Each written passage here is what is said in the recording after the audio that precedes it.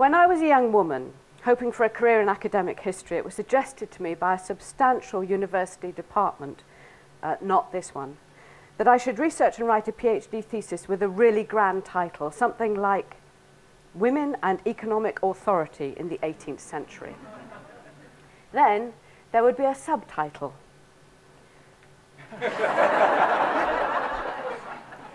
And a qualification. A limitation of time, and then the document I would actually be working on. With some omissions. You can see what's happened. We've gone from Women and Economic Authority to the study of the accounts of a very small pub in a very small town for 2 years, but missing 3 months. There were good reasons for this prestigious university, not this one, wanting to study history like this. Someone had turned up the accounts for 2 years for a really small pub, and they wanted someone else to look at them. They only had 2 years of accounts. It was only a little pub. It was only a few pages of documents. But by getting a not very bright PhD student, that's me, to read through it and analyse it, the university would have worked to their asset, Mrs. Watsit's accounts, and made a contribution to local history at the very least. The other reason was the rising belief in the 1980s that what went on in one pub, in one street, in one tiny town, was a snapshot that could be read to tell us about the whole wider society. Now that's a very, very inadequate definition of the great theory of microhistory, that by reading one document meticulously, one can learn a lot about the greater world from which it comes. Which brings me back to this girl. Cars with cameras provided by the internet giant search engine Google have driven all over the world photographing every single street. And in the end, they think we will have a total picture of the world in that moment, on that day. It's the capture of the moment. And surely the capture of the moment is what we call history. When John Rathman, a young photo artist, split up with his girlfriend, he realized when he was filled with regret and remorse that he had no photograph of her. Then he remembered a holiday that they had taken together in Italy, where he had seen a Google streetcar go by. He searched and he searched. He went like a historian deep into the Google archive, and then he found her, the girl he had loved but would never see again. Rathman worked like a historian, looking through the Google archives, and he found this primary source material. But the trouble with the archive, whether it's Google Street View or a box of documents, is that they're really very random. The documents we have are always about people being atypical. The boy with the horse's head tells us nothing about horses or boys. He raises more questions than he answers. People caught in a moment pose questions. What are they doing? And when it's obvious what they're doing, why are they doing this? A mere record of events is not history. Snap, snap, snap is not history. A box of papers, 100 boxes of papers are not history. The archive itself, the precious archive, is not history. To have history, you have to have a narrative. This particular story about the girl has resonance for us. A young love, a loss, a regret, and the attempt to recapture something from the past. And this is what makes us history readers. And of course, it's terribly selective. We don't know what she thought about the ending of the relationship. We certainly don't know, though I would really love to know what she thought about her boyfriend finding a photograph she didn't even know was taken, turning it into an artwork, publishing it in a book, and it is now a historical fact. As defined by E.H. Carr, she has appeared in 3 publications. She has provenance as a historical fact. She has moved from the private to the public. She has been published. And so she is a fact of history. I would define history as a narrative about the past that selects from all the known facts, that links them or explains them or tells a story about them. And that narrative rescues the past from the incomprehensible tyranny of millions of facts. There is Mrs. Watsit's account books in a shoebox in a cupboard.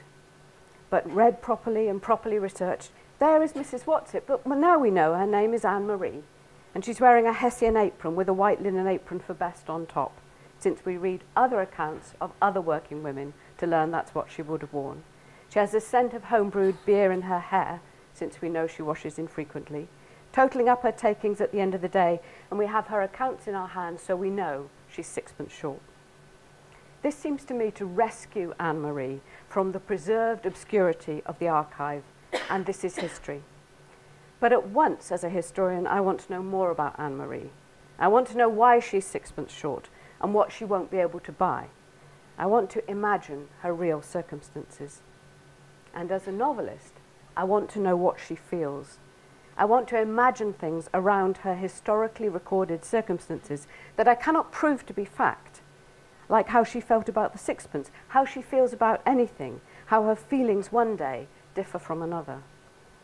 Fiction is about imagined feelings and thoughts. History, about imagined facts. Facts are the starting point, but they're not the narrative. God knows everything, everything that ever happened in history, but God is not a historian. As we understand, the recording angel does not just record everything. Everything is not enough for him or her. They make a judgment, and to make a judgment, he or she perhaps also has to evaluate, weigh, consider and select. The earliest histories that we have are so short that we can see they have been rigorously selected. You can't read an early chronicle without intense awareness that the chronicler has a very rigorous sense of what he's going to allow. Nothing about his personal life, nothing about his community in action, something like this. This is the Anglo-Saxon Chronicle, and I draw your attention to the riveting third paragraph. From the beginning of this world to this year, were gone 5,200 winters. It reminds me gloriously of Sarum by Edward Rutherford. Approximately 3,500 years passed, and in the remote northern island of Britain, as far as we can tell, very little happened. Which reminds me in turn of my Uncle Rob's Christmas roundup for 2010. This is true. Bad news, washing machine broke. Good news, got the all clear on my brain tumour. It's all about the selection of events. For historians like these, quite often not a lot happens, for there is much that they're not interested in. Some facts never ever emerge for them. They aren't looking for them, and they don't see them. We're all indebted to Daniel J. Simon for this video.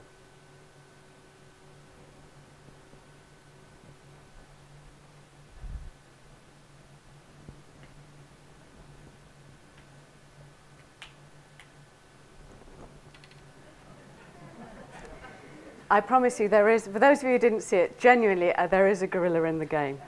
Maybe we'll show it again afterwards. It is this tendency to miss out the unexpected facts, a filter set long before research begins, is how we receive and maintain an accepted view of history, a view that will only be overturned when later historians arrive with a different filter. This is how, for example, you establish a history that leaves out women.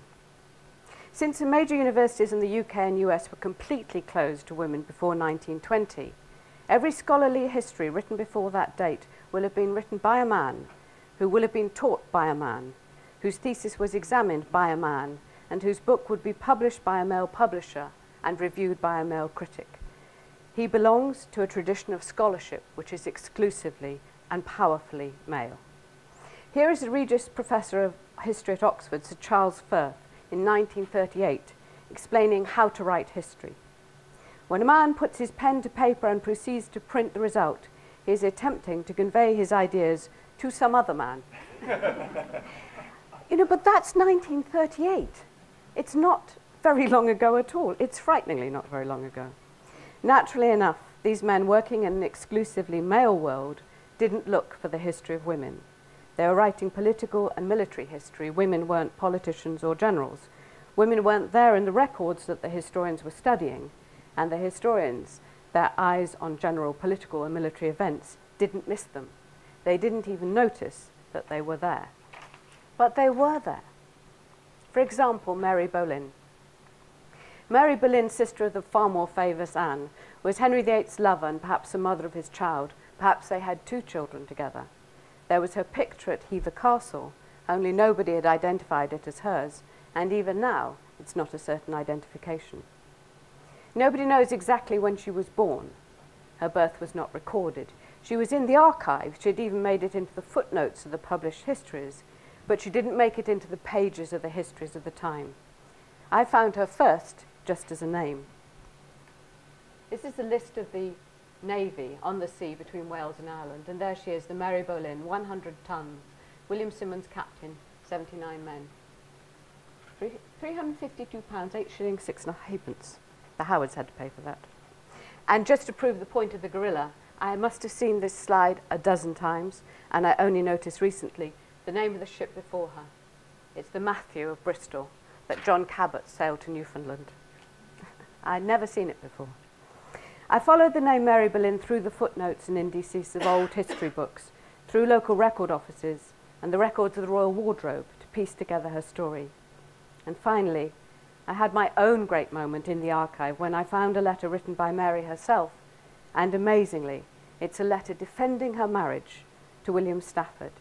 Even more extraordinary, she defends a marriage for love, 200 years before love was a common motive for marriage among the aristocracy. It's extraordinary.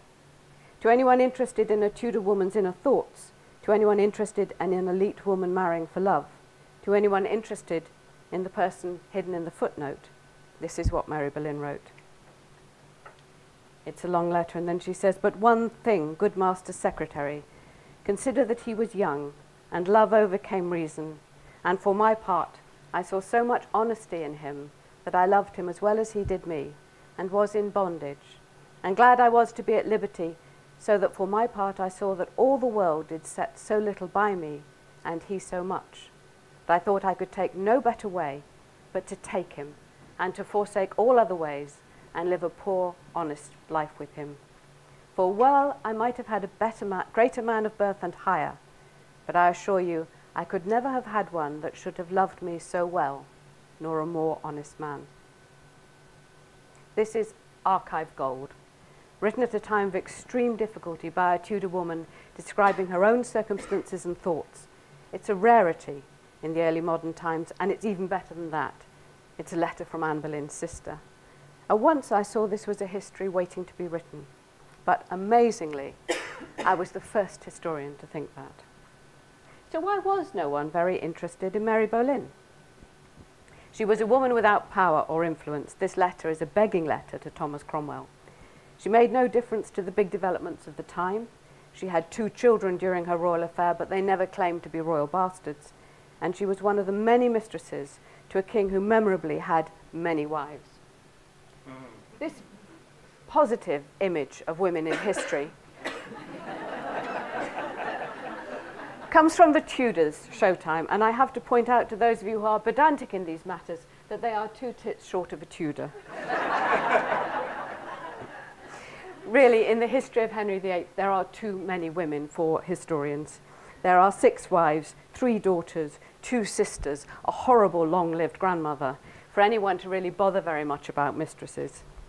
Mary's story struck me as an extraordinary subject for history, but even better for a novel.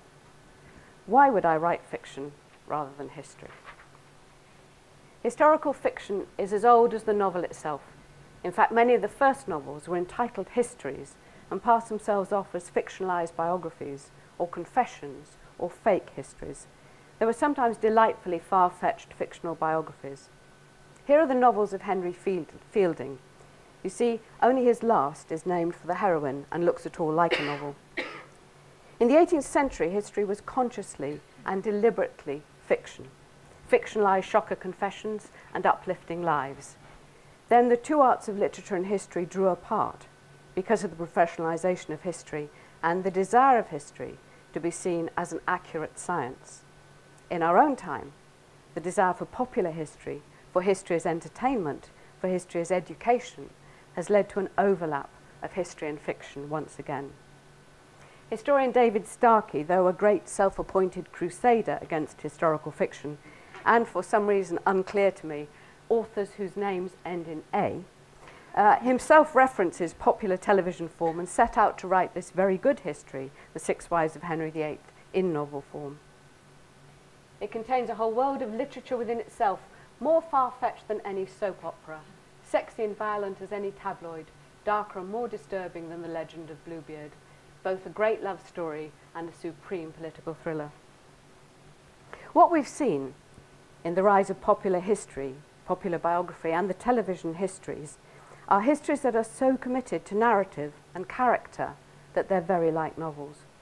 Historians who empathize and interpret with their heroes and heroines write of their inner thoughts and feelings, which is novels' territory.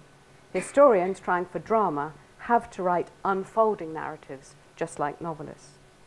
Of course, sometimes this goes far too far for historians, sometimes far too far for everyone. This is Peter J. Beck's comparison of historians and Hollywood filmmakers contrasting agendas.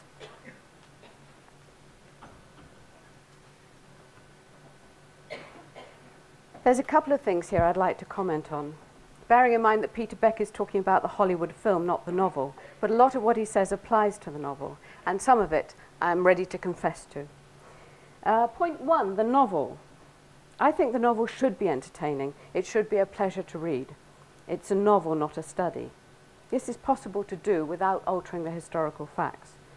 Point two, the more history I read, the more often I encounter stories that I literally could not imagine. There's no need to invent. The history is powerful enough. His third point, in terms of making parallels with the modern day, I consciously and deliberately use the stories of the past to draw parallels to the present day. Often I want to make the reader see that an injustice today has its roots in the past, or even has not improved over hundreds of years. I've written about the slave trade, about the oppression of the rural poor, about the denial of the rights of women, about religious intolerance, and these books, with these messages, have sold worldwide. I'm proud of that, though I have to say I see no evidence that they have caused any revolutionary change. I'm glad to have played a part in developing a literary form which traditionally romanticized conservative and bourgeois values, to challenge those values. Just as I was taught in this university, the new history, a left-wing radical history, I think I brought to the conventional historical novel a left-wing radical view, which in the 1980s was a bit of a new thing. As a novelist, I shape the historical narrative. Of course, I start with reports of the life, like everyone does, starting with birth and ending with death. But as a novelist, I'm not obliged to start with birth and end with death. It's my job to select what interests me, what I think tells me a greater truth about the life, about who this person is and what their story means to me. And then I use all the novelist arts I can, language, symbolism, pace, narrational voice, to create a novel based on the history. One of the feelings that I have developed over 27 years of writing historical fiction is at last an increasing confidence about doing it at all. So many people ask me questions that have as their background the premise that I should, for the benefit of my readers, for the exercise of my own scholarship, or just if I want to be taken seriously, I should be writing history and not fiction. But I've stopped feeling bad about that. I love the form of the novel. I would be a novelist even if I were not a historian. I can't stop myself composing fiction. I see the world as an unfolding narrative and I retell it like that. For me, the novel is the finest form of art available. And like many other people, it's the only art form I study daily. I might go to the opera or ballet, I might go to a concert or an art gallery, but almost every day of my life since I was a child of 4, I've read fiction. And it brings me intense joy. So I'm not going to apologize ever again for writing history in a novel form. I think the form is peculiarly suited to the subject. I think the form enhances the subject for the reader. I think at best it rescues history from the past. It makes the past an imaginary, lived, current experience. Badly done, it's one of the worst forms of tosh you can imagine, but done well, it does what life itself longs to do. It does what God promises. It conquers death and time. And you can't ask more of an art form than that. And there are times when fiction may be more true than history to the life as it was lived. Historians depend upon the records of the outer life. And this is true of all times, but especially difficult in the early history where people don't keep diaries and rarely record their thoughts and feelings. The novel is always a story of the inner life, about spiritual growth, about maturity, about feelings. If you want to know what Queen Elizabeth I was like as a person, You will consult the history of what she did, the events of her reign that are on the record, but you cannot stop yourself imaginatively constructing a version of her personality. Every historian who writes about a subject ends up with a view of the person that is, at its core, a fiction. As I said at the very beginning of this talk, fiction is about imagined feelings. History is about imagined facts. And also, fiction can sometimes do more than history can do. It can fill the gaps in the historical record in a most powerful and interesting way. For example, in 1483, the two young sons of Edward IV of England were put into the Tower of London at the command of their uncle, who became Richard III. They didn't look like this at all. They never came out, and we have no evidence as to their fate. But later that year, their mother, the widowed Queen Elizabeth, released all her surviving children into the custody of that same uncle. These are established historical facts. Now comes the work of the historian, speculating. Surely there must have been a meeting. There must have been a moment when she asked him where her sons were, and his answer must have been satisfactory, so she agreed to come out of sanctuary and put her daughters into his keeping. But there is no record of that encounter, and because there's no record of it, historians cannot discuss it. It was not recorded. To a historian at that level, it didn't happen. And so slowly, over the centuries, over the hundreds and hundreds of accounts, the amazing decision of Elizabeth to give her daughters into the care of a man generally regarded as the murderer of her sons is reported as her stupid, irresponsible, or materialistic choice. The rigour of history in not interrogating something for which there is no record actually makes a nonsense of the past. Into this gap, a myth develops. Without the scene of Elizabeth interrogating Richard and being satisfied by his replies, the historian can only suggest that she takes a terribly bad decision. Then the historians have to explain this. Since she's a recently widowed woman who has just mislaid not one but two of her sons, they are quick to explain that she's temporarily mad. Since she's a woman who rose from being a commoner to being a Queen of England, they are quick to allege she is so insanely ambitious that she sends her daughter into a murderer's court to seduce him. Since she is a woman at all, some of them explain simply that she's ill-judging and doesn't know what she's doing. The gap in the history allows the historians to fall back on something they are sure of, the folly of women. This is when fiction can contribute to our understanding. This is when women's history can contribute to our understanding as well. I couldn't write a novel about Elizabeth Woodville without writing that missing scene. Her life makes no sense to me without it. And since she's my principal heroine, I have to make sense of her life. The completely fictional scene, since I have invented it, has a truth better than the history which does not know of it. The completely fictional scene where a bereaved mother says to the man who appears to be the murderer of her sons, "What have you done with them?" I believe is a true scene for which there is no supporting historical record. So I'd like to finish with this scene, a fictional scene, but which I think has at its heart the grain of an unknown truth. Elizabeth is talking to Richard. "You've searched for their bodies?" I asked, my voice very low. "I've turned the tower upside down and put their servants to the question. They say that they put them to bed one night. In the morning they were gone." "They're your servants," I burst out. "They follow your commands. My sons have died while in your keeping. Do you expect me to really believe that you had no hand in their deaths? Do you expect me to believe they have vanished?" He nods. "I want you to believe that they died or they were taken without my order, without my knowledge, and without my consent while I was far away. One night." "Which night?" I ask. "The night that it started to rain." "Oh, that night." He hesitates. "Do you believe me that I am innocent of their deaths?" I face him. The man that my husband loved, his brother. The man who fought beside my husband for my family and my sons. The man who killed my brother and my greyson. The man who may have killed my royal son Edward. "No," I say coldly, "I don't believe you. I don't trust you. But I'm not certain. I'm horribly uncertain of everything." He nods, as if to accept an unjust judgment. "It's like that for me," he remarks, almost as an aside. "I don't know anything. I don't trust anyone.